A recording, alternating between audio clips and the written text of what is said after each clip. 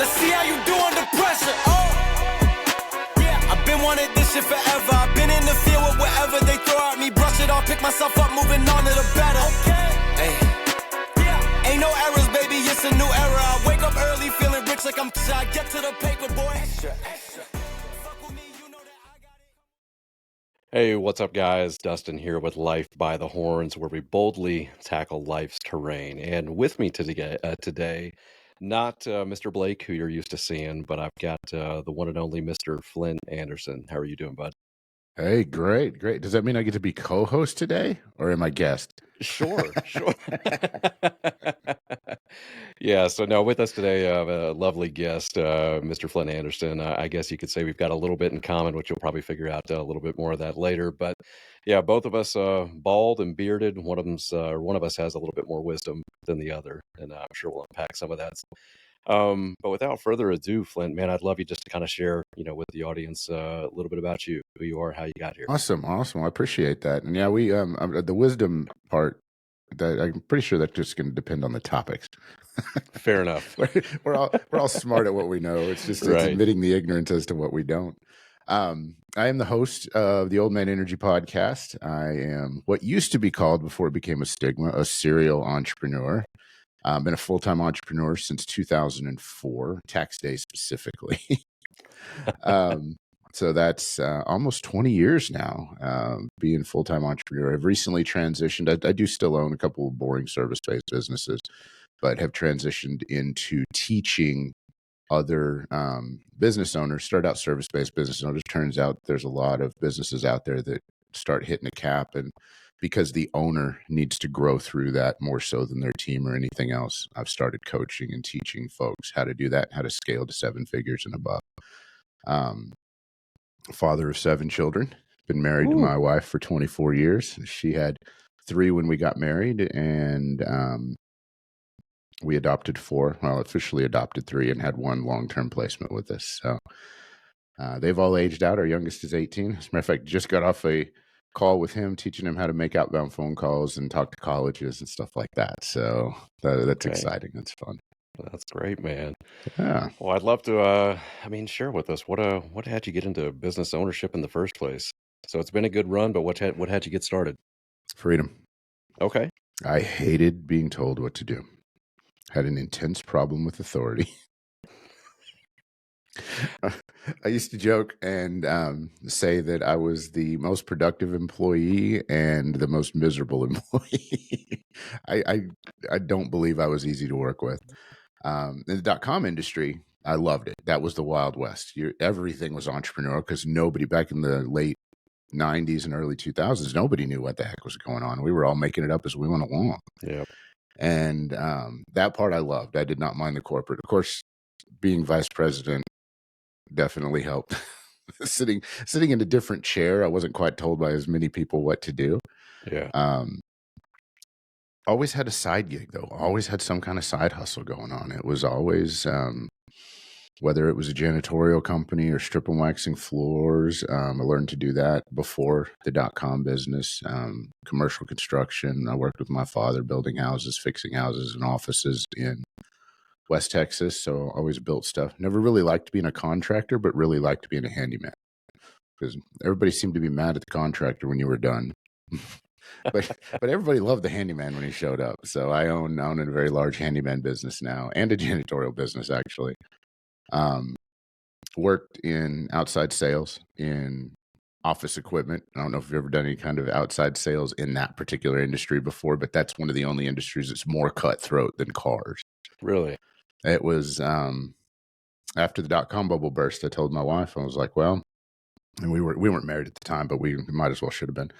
I told her, I said, well, the only way that a 25-year-old kid is going to continue to earn 6 figures plus, like I have been, is I'm going to have to go into sales, because the industry that I just spent the last several years of my life developing no longer exists. It just got gutted. So she said, okay. She goes, well, what does that mean? I said, well, that means there's going to be about 90 days while I build a pipeline of something. I said, I don't really want to sell cars, but I need something where I can produce. So office equipment at that time was going from analog to digital, and I had some digital experience, so it was a natural progression. I did that for 3 or 4 years while I realized I was not a good corporate dude. So I built business to bring my wife home, and a year later brought myself home. That was our original janitorial company. And since then, I've gone on to build several different businesses or be part of different ones since then. But always the freedom. I didn't like the fact that my boss told me where I was going to live, that he told me what kind of car I was going to drive. He told me what school my kids were going to go to. He told me what time I had to get out of bed and when I was going to go on vacation. And actually, that still kind of pisses me off now that I say it out loud. I don't like it at all. I'd rather struggle and work hard for myself to have that level of freedom. And we've been very blessed to have that for the past 20 years. And can't even imagine a lifestyle without it anymore. So, Yeah. Well, when you've got 20 years in the making, yeah, I couldn't imagine either. But no, that's great stuff, man. But I think there's so much like talk these days, especially the last couple of years, about being an entrepreneur and all the glorified freedoms and stuff that come from it. But you've been doing this for 20 years, so obviously, you've done well. And I'm sure you've gotten some bumps and bruises along the way. But do you think that it's maybe overly glorified now, and people don't really realize the amount of effort and energy and sleepless nights and all the things that actually go into it to be at a point in which you are now? man, that's a great question. It's actually several different pieces.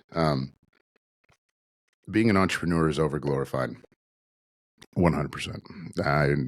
And that's a cliche statement, 100% these days. Yeah, it's ugly, it's hard, it's stressful. One of the biggest challenges with being an entrepreneur is the fact there's people out there that don't want to be entrepreneurs, but they're feeling pressured into it because of social media. There's Yeah. people out there that are really good managers and they're effective, or they're a lot of my subs in several of the companies, they don't want the entrepreneurial seat. But they are very effective at what they do. So now they're being made to feel bad because of what they do well and enjoy. So that's not good. Mhm. But I think if we were told the truth on the front side of what it took to be an entrepreneur, I think a lot of people would run scared to the hills. And I'm honest with people. It's like, listen, whenever I first brought Des home and whenever I first brought myself home, I worked a full-time job, and I was sales. So it was 60 hours a week. And there were times where I'd come home, and we did this for 2 or 3 years, which in retrospect doesn't seem like a long time, but I mean, that would seem like forever at the time. I'd come home, I would change clothes, I'd go out and run crews. And when we first started it, I'd go out and clean myself until we had crews. Sometimes I got home and got 3 or 4 hours of sleep, and sometimes shit went sideways. And Yeah. I took a shower and went to work and slept on my lunch hour. So, and we did that solid for 18 months until then we started training crews and putting them on. And 7 days a week. I mean, it just depends on. I used to joke, is like, I want the good stuff when talking to mentors or folks. Like, I want to know how to be successful, and then I'd hear people talk about dreams and goals, and realize that was the good stuff. But at the time, I couldn't see it because I was just working all the time. Yeah. So until that first morning when I woke up and I didn't have a job anymore, I was like, I could put on flip-flops at 10 o'clock in the morning. This is kind of cool. I remember Yeah. that specifically. My boss thought I was nuts, but yeah, I remember that. And I remember it was a stupid goal that I had, but it wasn't flip flops. So I was like, I want to be able to just wear gym clothes wherever I go and not be judged for it. I mean, I used to have to wear, the shirt and tie and slacks and all that great stuff in a sales job. And I was just like, man, if I could do anything I want, it would be gym clothes and be my own boss. And once in a while now, I'm like, oh, I've got to get dressed up. I've got to go to a meeting, and a meeting to me and dressed up is pants. So it's jeans, and a plain T-shirt. So yeah, come a long way. I do the same thing. It's like, okay, I got an old man energy T-shirt on somewhere and a pair of jeans. Yeah, And I got a new pair of dress shoes. She bought me a new pair of dress boots because she's like, okay, and I'm that guy. I'm right there with you. The only reason my dream was flip flops is pretty much because I'm in Florida. It's kind of a yeah, requirement out here. But I get it. absolutely. I didn't want somebody telling me how to dress. And I didn't think that should be a reflection of my productivity. Yeah, As long as I produced, who cared? Was always my attitude. But there was always so many arbitrary rules to follow in the corporate world that it just frustrated the shit out of me. Yeah, absolutely, and it's a world too. I mean, to your point, you'd said that being an entrepreneur is overglorified. Everyone feels they have to, and I think there's a lot of phenomenal entrepreneurs out there with a lot of less stress that comes from it. I mean, I can't even remember the days where you left at 5 or 6 and you just called it a day, and that was what it was. It's 24/7, 365. Doing this, but I wouldn't change it for anything. But yeah, no, that's great stuff, man. So you mentioned though janitorial companies, maintenance company, handyman. Seems like a lot of blue collar. What had you go down that road versus you mentioned .com area, which is more white collar. What had you go the blue collar route? Um, that's also a good question. I grew up blue collar. Obviously, I came from mom was a nurse back before nurses made decent money, Okay. so was very poor. Got my start in construction. Realized that I could do punch work and cleanup work as a side hustle. And while I was in high school, it was better than flipping burgers or what have you. I thought at some point I needed a corporate job. Um, was a sales rep and store manager or assistant department manager for Montgomery Ward. Tell you how old I am. Okay. So I was just, I didn't really know what I wanted to do, but I kept coming back to construction, kept coming back to blue collar because it just made sense. The .com industry, I'd been a general manager for another cleaning company for several years and ended up moving back to Dallas. That relationship went south. Nothing to do with the company at all. It was just personality conflicts with the owner and myself. And I didn't have anything to do. So I went to a staffing agency and told them, I said, look, while you're looking for something I'm qualified for, give me the worst position, the one you can't fill. And I'll go do that one for a while. So that way it'd get me out of the house and I'm not sitting around doing nothing. And while I'm interviewing, I'll make you look good. Maybe you'll give me a better position. It was at a computer company. And it was literally sweeping floors and cleaning up their warehouse, like unstocking, stuff like that. So I showed up the first day and was doing that. And there was this room, it was full of all broken parts and all kinds of crap. And I was like, I'll start asking, like, what is that room? We're not cleaning it. You just keep throwing more stuff in there. Well, it was their dead inventory. It was their returns that need to be sent back to the manufacturer or processed or what have you. And nobody had done it because they were growing so fast. I was like, well, while I don't mind sweeping floors, you want me to get rid of that room for you? I mean, what do I need to do? I'd be happy to. So they gave me some more hours. 90 days into that, I'd cleared that room. They hired me full time and I was the returns manager. 90 days later, after a merger, I was vice president of returns and development, along with tech support. Never tech support ever in my life on the computer, but I knew how to build them. So, Yeah. but like I said, nobody knew really what was going on. This is all just from a temp position. It was like, give me your worst position available, and I'll go see what I can do from that. Loved that job, and like I said, had a great time. But it was that's how I got into the white collar side of things. But there was some innovation there that kept me in my position. We were the first tech support and customer service department to have a 4-day work week. Made sense to me that if I had my guys working 4 10s instead of 5 8s, that I'd have a lot less time off, and everybody got a 3-day weekend every single weekend. It was awesome. We were one of the first companies to cross ship parts. Back in the day, you used to have to pack your computer up, send it in, they'd fix it and send it back to you. Well, because I had an entire room full of inventory that now was refurbished, that was just dead on the books, I started talking to the tech support guys and telling them, hey, what if I send you this refurb part, you fix it yourself and just send me the broken part back? Are you okay with that? They ate that up. And it didn't cost the company any money. So had a nose for being able to figure problems out. Out here on the blue collar side of things, it was service-based businesses. They generate a ton of cash flow. And because I had the experience in the janitorial and the stripping floors and what have you, it was a good way to bring my wife home from work. Honestly, never intended to bring myself home from work doing that. Was going to do it with investments and other things. And about a year later, because it was tax day, I picked up my taxes and I was looking at them and signing them. And I'm like, I actually told my boss, I'm like, I really can't afford to work here anymore. He thought I was nuts. He goes, you got 5 kids. He goes, you need to come in tomorrow. I'm like, okay, but I'm going to do it in flip-flops. So I'm done. So that was the maintenance thing. I always liked being a handyman. I always liked fixing things. So that's where that came from. And those two really go hand in hand from a vertical standpoint. If you already have a janitorial contract with a company, then it's real easy to list maintenance things that need to be fixed. You already have keys to the building. You can do them when they're not there, so you can do them at a discount. And I just figured there was ways for us to do it more efficiently, so we do things a little differently. The blue collar boys are the ones that keep this world rolling and keep this world moving. Those are the businesses that are never going to go away. They may change over time, but you're always going to need somebody in the world that can figure out how to fix shit. Absolutely. Is there anything from the white collar side that transitioned really well for you in the blue collar side as far as running businesses? Yes. And I wish I had listened to myself and my beautiful wife about 10, 15 years ago in that. We'd be a lot further ahead than we are now. I took my disdain for having a boss and translated that into the corporate world. I was like, I hate everything corporate. We're just going to run this blue collar. This is not good. Well, turns out that the processes that are in corporate, a lot of them actually make sense from an operational standpoint.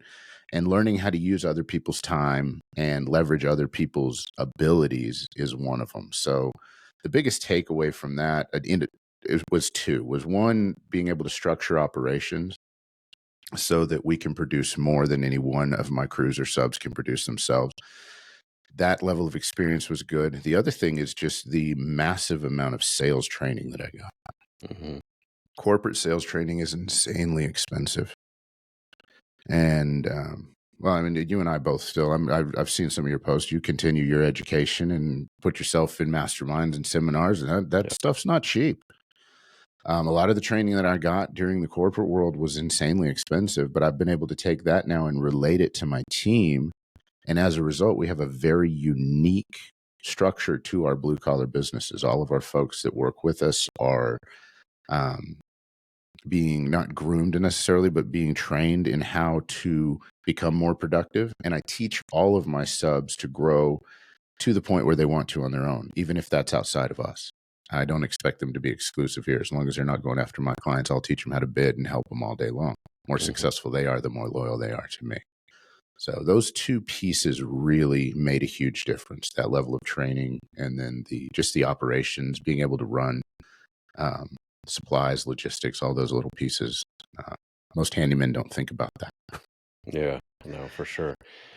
Well, knowing that you've been in both sides of this and then you transitioned over to consulting, how long have you been doing consulting? Paid or unpaid? Great follow-up question. Legitimate consulting where you were actually paid. I've done consulting gigs over the years, off and on, for different companies. Done a ton of mentorship, always mentoring, always teaching. I'm a teacher at heart. Solidified this about 1.5 years, maybe 2 years ago, where I was like, okay. I remember Des and I were on one of the rounds of 75 Hard, and we were walking, and she's like, well, what do you want to do? She goes, you're bored. You built your businesses. What do you really want to do? I said, I want to teach. I want to coach. I want to help other people grow. And try not to be shocked, guys, but I wasn't listening to my wife quite as much as I should have been at that time. And that statement set her off. I got a 30-minute lecture of shit or get off the pot. You need to pull your head out of your ass and do what you say you're going to do. If this is what you really want, then figure it out. But you're not going to cost us anything long term, because I've heard all this before and you never did a damn thing with it. Yeah. And it's not fun to be on that receiving end of that conversation from our wife, but I'm sure most of us have been at one point or another. So I did some real hard thinking. I was like, okay, so that's where battleground coaching came from, which I fought forever for that name, used it for about 3 months and realized it was all wrong. So we just stopped. We do the $750,000 mastermind now, which is specific to helping business owners scale and grow. I also do one-on-one coaching, and I do corporate escape coaching, so to speak, is help corporate guys that don't want to be in that field anymore develop their portfolio and their income outside of there so that they can seamlessly transition. which is, I mean, exactly what I did getting out of the .com and out of that sales level. So, it's been an incredible journey. About 2 years, and it's never enough. It's never where we want it to be. I mean, if I could wave a magic wand, I would love to have all of my businesses running autonomously and just have one call after another all day long coaching people. I'd be happy as a clam if I could do that. So that's the goal, but we're not quite there yet. I run classes about every 3 months and bring people into them and teach specifically step by step how to grow the pieces that you need, how to read financial reports, how to leverage other people's time, how to know when to leverage other people's time. And the unique thing about my approaches is I take their goals at the beginning of the class, and then we break them down into daily tasks. So it's not just a generic, okay, this week we're learning about financials. It's this week we're learning about financials. Here's the module, but here's how that applies to your goals that you specifically set. And here's what you need to do tomorrow to be able to make this work. So it's a fairly unique approach to that level of mastermind or that level of coaching. And it's a pretty intense program. It takes 12 weeks to get through it. Okay. And is that the $750,000 program that you've got? Okay. That's the mastermind. Mostly because Dan Fleshman owns $1 Million Mastermind. Fair enough. So to answer your long answer to your question, 2 years officially. It's been generating revenue for about a year. So yeah. And what do you think are some of the biggest pain points of small business owners as they're trying to grow their business prior to working with you? A couple of things. Not knowing. The example that I use is because everybody asks, okay, well, why should I hire you as a consultant or why should I hire you as a coach? And the question I ask everybody is, listen, if you were to go out and pay for advertising or marketing and you were to get 1,000 new customers tomorrow, could you handle them?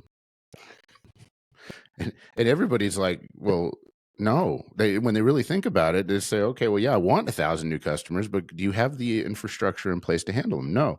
So then I break it down even more. I say, okay, well, if I were to hand you 340 new customers tomorrow, could you handle them? And still the answer is generally no. Because you add that on top and quality control just goes down. So people don't realize, they don't know what they need because they don't know what they don't know. That's a very pointed way to put it into perspective. It's like, well, then, okay, in 12 weeks, I'm going to teach you how to handle, at least know when you need and what you need to handle that level of clientele and that level of increase. But honestly, the number one thing holding everybody back is being able to face the things you are afraid of. Being able to admit where you screwed up. And this goes for me too. I mean, I made some pretty egregious mistakes in the past. And when you've laid your hand on the stove and kept it there, you're anxious not to ever put your hand back on that stove again. So sometimes though, I mean, that's where the money's at. So you got to put the glove on. You got to learn the steps to be able to handle that heat. Mm-hmm. The number one thing that holds most people back is either ignorance or fear, in my opinion. Yeah, agreed.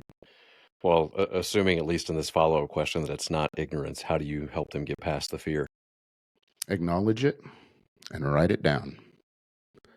And in detail. I mean, as much detail as they need. And write it down. What are you afraid of? 1, 2, 3, 4, and 5. And then we take each one. It's like, okay, well, you're afraid of failure because you've gone bankrupt in the past, or you screwed up, and whatever it is. People are afraid of different things. We use the bankruptcy thing, and then I would make them face it, saying, okay, well, what's the worst possible outcome if you were to overcome this fear? What's the worst possible thing that could happen?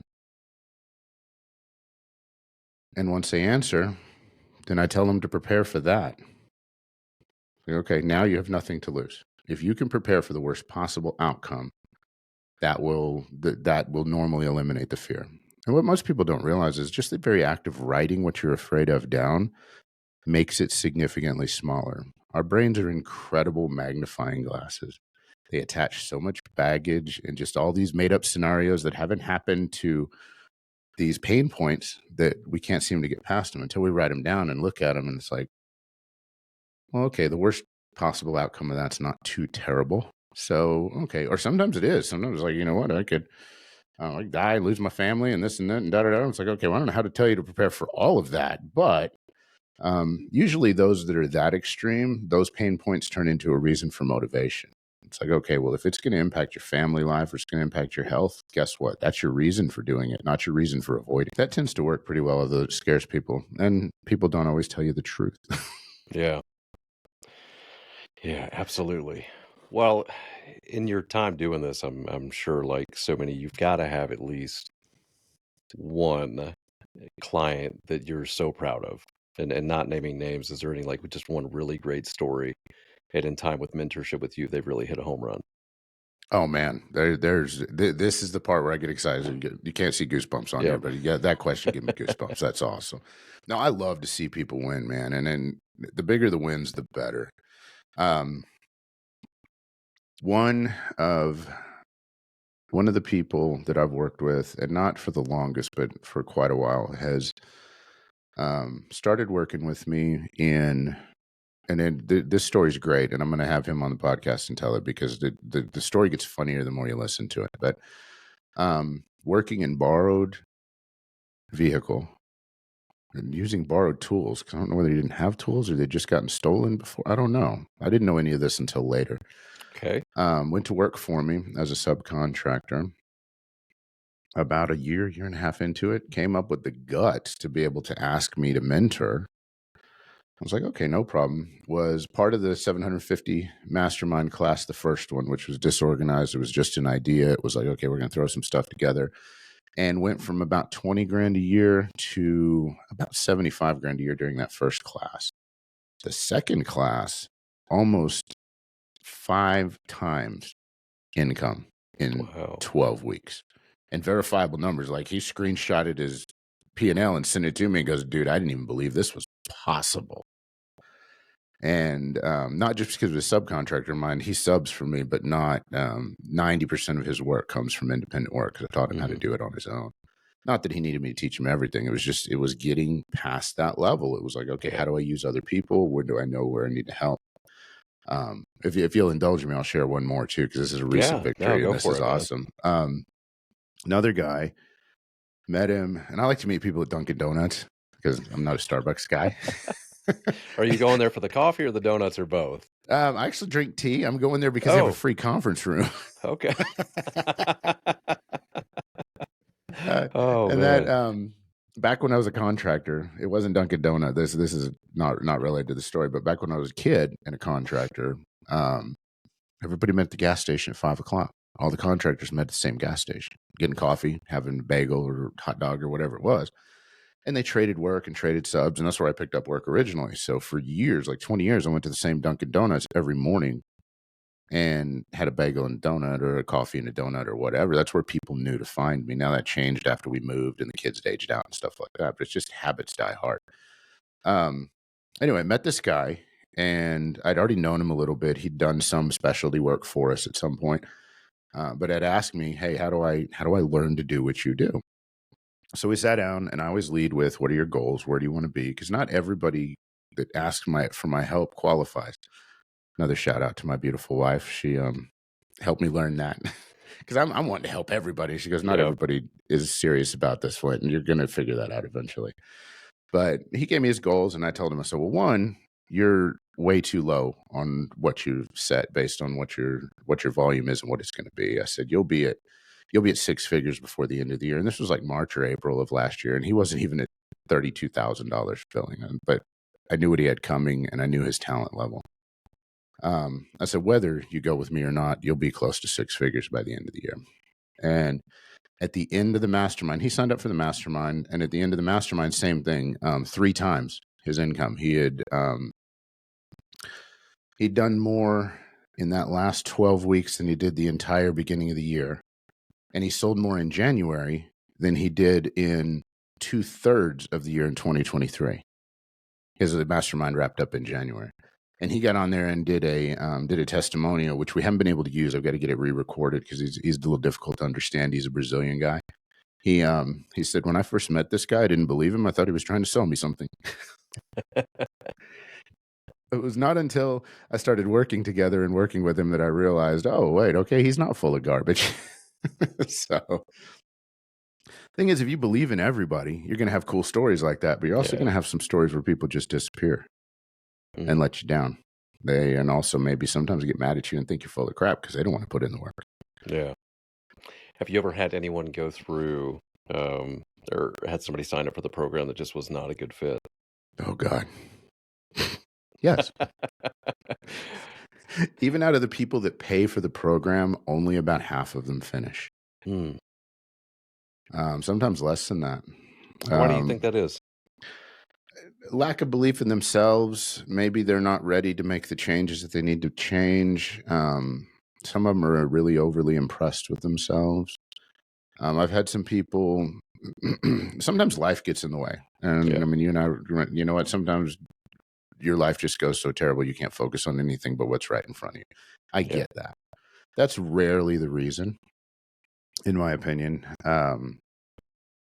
I've had people start and they thought they had it figured out 2 or 3 weeks in and were missing some pretty significant parts. So they went out and developed all this additional volume and destroyed their own reputation because they didn't have the infrastructure to be able to handle it on the backside. Yeah. And then get resentful and just not come back or think that they knew more. And at that point, they were embarrassed and didn't want to come back and ask for help. I've had people talk a really good game. They say all the right stuff. They got all the corporate buzzwords and this and that, and they don't do a damn thing. Oh, I didn't do my homework, but I'm ready, boss. No, I didn't do this. I didn't fill that out, but I'm ready. We're going to do this. And here's the questions I have. They're not going to finish. I can't always weed those folks out, but I can usually tell after the first or second week whether or not they're going to make it or not. I mean, they're welcome to stay. It will work for everybody, but if you're full of crap and lying to yourself, you're not going to be telling the truth to other people. Yeah. No, I totally agree. Is there maybe one common denominator from the ones that actually are successful and see it all the way through that you see? I don't want to say being stupid enough just to follow the directions, but that's I really feel that is the right response. Let's say being willing to suspend their disbelief and just try and just work. Just do things that are different, do things that are uncomfortable. The people that are willing to do it. And honestly, their dream has to be big enough. You're not going to get out there and you're not going to do the work required to buy a Corolla. I don't even know if they make Corollas anymore, but you're not going to do it to buy a cheap sedan. And if cars are your thing, you're going to do it to buy the fancy car that you want. Yeah. Most people want $1 million. They're not willing to get off the couch to do it. That's not motivating enough. But you know what? If you want to be a private pilot, that'll get your ass off the couch. Mhm. If you want to own a Ferrari or a Lamborghini or whatever your big deal is, if you're a car person, that will move you off the couch. So the desire and the willingness to admit ignorance is the two biggest things in any coaching program, not just mine. Yeah. You got to listen and you got to implement, even if you don't understand it.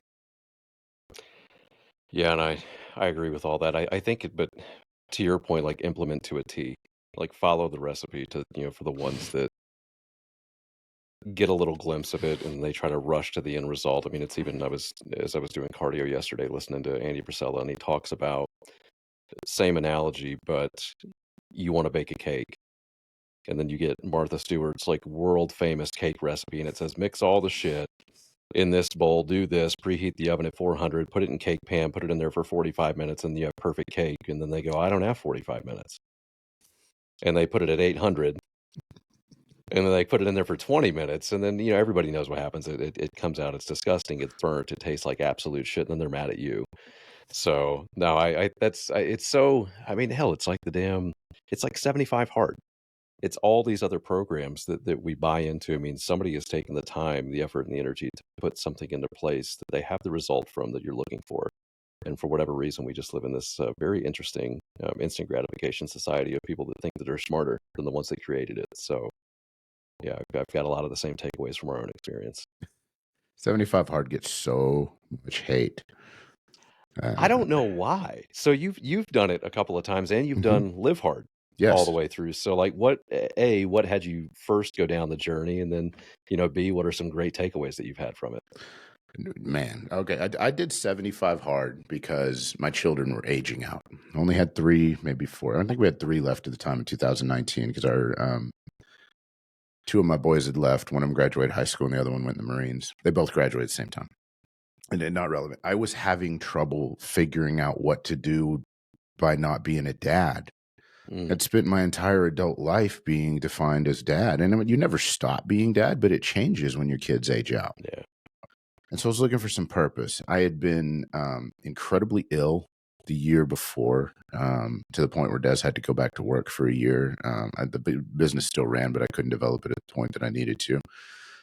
This is all well documented on my Instagram, so I won't bore you guys with all those medical details. But I was not in a good headspace at all.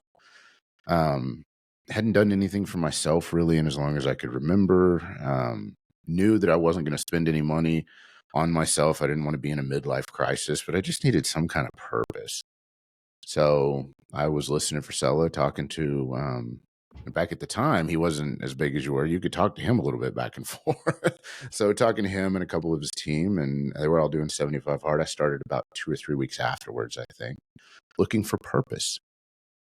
And didn't cost anything. And I wanted to do something for myself for no other reason than just because I wanted to do it. Mhm. Des was very skeptical as to whether or not I was going to finish it. Oh God, here we go again. And we've all heard that before too. Yep. I was Memorial Day of 2019. I woke up. I was hungover. It was 99 degrees outside. We were camping. And that was my first workout. I thought I was going to die. And all I did was walk. Over the course of the first 75 days, I stuck with it. Was able to come off over 2/3 of the medication that they had me on to keep the previous sicknesses under control, which I have not gone back on. And that Wow. really started my mental toughness, my ability to decide and choose things for myself. Old Man Energy is a direct result of that because of the consistency it taught me being back in the gym and doing stuff even when it's hard. And if you screw up, then you got to do it again and all of that. My takeaways from 75 Hard are I'm really good at checking boxes.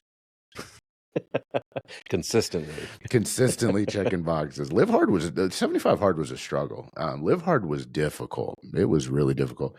I went into phase 3 of Live Hard, which any of you who completed Live Hard, phase 3 is the hardest one. It is the biggest challenge. The month of COVID. I'm telling you, I knew every gas station attendant within a 10-mile radius of my house because they were the only people out there you could talk to. Yep. So that was interesting finishing Live Hard in the middle of COVID. But the takeaway is that really anybody, and the relationships I've developed have really taught me this since then, is anybody can do 75 hard. There's grandmothers who've done 75 hard. There's people in wheelchairs who've done 75 hard. Because it's customized program to you, you have to decide to do it. So I think a lot of the hate that the program gets is from people who haven't done it and aren't mentally tough enough to finish it. Yeah. So they got to come up with reasons as to why it's not healthy. It's the same thing as the fitness gurus that tell you, well, you can't work out every piece of your body every day when you're in the gym. It's not safe. I squat every time I'm in the gym. Sorry, guys. I've been doing it for years. Yep. By the way, my legs look better than yours. So it's most of the hate. What is it for Sella says? He said that you will never be criticized by anybody doing better than you. No, never. It's always by people doing less than you. You're in the middle of actually. You're on the back end of it now, aren't you? What are we on? 40 days, 43? Oh, you're halfway there. Yeah. No, it's a good ride though. It always is. How you feeling? Good. No, the only thing that was kicking my ass was lack of sleep. We've got a lot going on, just in life in general, and generally 6 hours is good for me. And I was having some 4.5, 5 hour nights that were just kind of strung in a row. And my coach called me Thursday. He had a question about sourcing some stuff from China and or sourcing it domestically because the Chinese source was a shit show. And so as we were going through that, he's like, "Man, you sound really winded." I'm like, "Bro, I'm doing my fucking cardio right now." And he's like, "Oh shit." And he's like, "How's everything else?" I was like, "I'll be honest, man, I'm tired." And he's like, okay, well, I know you do the cold plunging and all the things, but nothing is going to be better than sleep for what you're going through right now. So yeah, Friday evening and Saturday night, I got 9 hours of sleep both nights, and whew, those were glorious. So, but no, man, feel good, feel really good. World looks a little different when you wake up well rested. Oh my God, yeah, it was no, there was two amazing nights. So now I feel recovered, rested well, all the stuff. So, but no, I love all that, man. But and I'm with you. I think so many people, they look at the program and they're like, oh, this is too much. There is no way.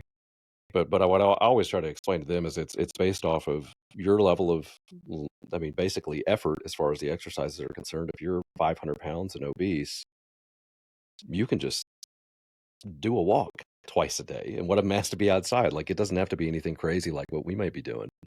And then from like the diet perspective, like it's your diet.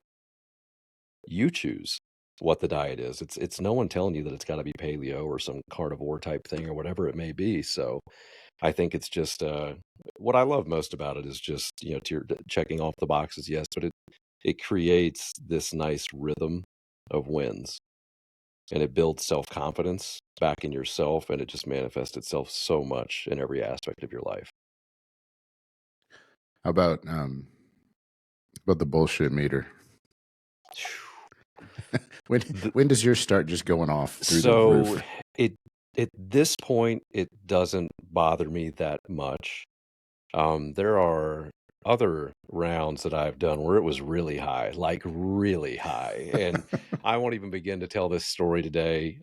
But the short version of it, though, is it was Labor Day weekend. We were on day 43. So same day. And we were about to go see my grandmother and best friend. We had a big long road trip planned to travel. And I called my wife and I'm like, man, this is going to sound crazy, but I just want to jump into a swimming pool of vodka and eat a double cheeseburger. And right. And she was like, well, yeah, and she pushed back. She's like, look, if you're going to wake up tomorrow and hate yourself. However, if you're not going to eat good food with your buddy and have some drinks with him and eat some of your grandma's cooking, because she was way up there in age and she's passed since, she's like, I'm not going to be pissed at you if you decide to take the day. And I did, regretfully so. But yeah, the bullshit meter was very high back then. I don't know, man. These days, it goes back to just the whole lifestyle and mental toughness. Like, it's just got to be done. So I Uh, think the only time I ever get upset is when somebody challenges the fact that it has to be done. Like, oh, you still have to do X, we want. I'm like, no, this is happening. So You don't understand. yeah, This is not an option. This is gonna happen. It's not that I no, have to do it. I'm gonna do it. yeah. I even had my uncle and cousin flew into town about 6 months ago, and we were on the program then, and they're like, "Hey, we know you're doing this thing, so we plan on flying in at X time, and then if you could pick us up." I'm like, "Look, you can either rent a car or you can take an Uber, because I've got cardio to do. I've got workout in the morning, so yeah, I'm generally very guarded with my time." But anyway, enough Yes, about all of that. yeah, enough about me and 75 hard. But no, man, I think that's great. Is there anything though for you though specifically that you're still working out consistently? You're not doing 75 hard right now, correct? No, I'm not doing it right now. Okay, but I mean, you're still working out consistently. If I were a betting man, I'd say you're still probably reading pretty consistently. Every day. There we go. Still drinking the water. Yeah. Every day. So for you, it's more of a lifestyle thing at this point. It's not a program. That was the takeaway from the last time I did 75 hard, which was over a year ago. And I will probably do it again this year just because I'm curious to see what happens going into it when I'm already in this level of being in shape. Mm-hmm. But when I facetiously said I got really good at checking boxes. Well, it got to the point where I was doing a yo-yo on 75 hard. I'd do 75 hard and I'd be in great shape at the end of it and I'd be done. And then I'd get off of it and then it'd give it 2 or 3 months. I was right back to where I was before because of chicken wings and beer and not exercising. So the last time I was like, I'm tired of checking the boxes. I want some consistency. So I got to figure out during this 75 days, I'm going to figure out how to reconcile my life with this so that when I come off of it, I can do both. Mm-hmm. I can be strict when I need to, but you know what? If I want to have a couple of beers on the weekends or want to have some cocktails when we go to Orlando or whatever, then I'll figure out how to put that in there. Since then, I've joked with our favorite resort in Orlando with the front desk because we tend to stay at the same places over and over, whether it's business or pleasure. Tell them, I said, listen, this is my most expensive gym membership, bar none. I spend a lot of time in the gym there because I learned to balance that. Okay, well, if I'm going to do this, then I need to maintain my exercise and I need to keep moving. Otherwise, I have to start this massive push again instead of just consistently across the board. So my takeaway from that last one was, what do you say when you lie to yourself? And all those bullshit excuses that we give ourselves as to why we can't do something on any particular day. I just think back to any one of those phases of 75 Hard when I could have had every one of those excuses. And they just weren't there. They didn't exist because I had a box to check. Yeah. Okay, well, I need to go do this. So it has become a lifestyle. And is it perfect all the time? No. But I've been lifting weights long enough now that I can see the difference when I go to the gym. So that's really cool. Especially a guy who's pushing 50. I only get to say that for a few more months, and I'll say have a 50-year-old guy. But that's really cool. That's fun. Being able to truly help people and see them accomplish their goals, and even through 75 Hard or whatever program it is, that's cool too. I never would have gotten that level of mental toughness or to where I am without the 75 Hard program. Just proving to myself that I could do it. Yeah. Yeah. Do you think, I've got my own opinion, but do you think there's at all a direct correlation between fitness, health, and wellness and taking care of yourself and having mental disciplines and how successful you'll be in your professional life? Most of the time, yes. I've known some people that are successful that are fat slobs. I didn't really respect them very much, but I mean, they had the meat on the table, so to speak. But I will tell you this much: if somebody walks into a room and they're fit, they're in shape, and they don't have to be skinny. I'm not skinny, but when I walk into a room, you know I'm there. You automatically know several things about that person.